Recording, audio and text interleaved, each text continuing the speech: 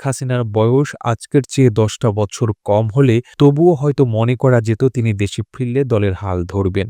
কিন্তু এই মুহূর্তে সেটা প্রায় অসম্ভব বলেই মনে হচ্ছে। আওয়ামী লীগের তৃণমূল নেতাকর্মীরা এখনো প্রত্যাশা করছেন তাদের নেত্রী দেশে ফেরা এখন শুধু সময়ের অপেক্ষা।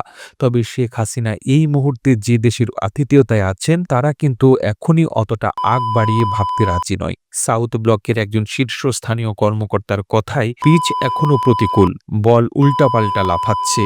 এরকম সময় চালিয়ে খেলতে গেলে হিতে বিপরীত হতে পারে। এখন বরং ধৈর্য দেখানোর সময়। ফলে প্রতিপক্ষের সবুজ বলের জন্য অপেক্ষা করাটাই শ্রেয়। রাজনীতির উইকেটে পোড় খাওয়া ব্যাটার শেখ হাসিনাও নিশ্চয়ই এটা জানেন এবং সেই অনুযায়ী উপযুক্ত সুযোগ এলেই তবেই সেটা কাজে লাগাবেন।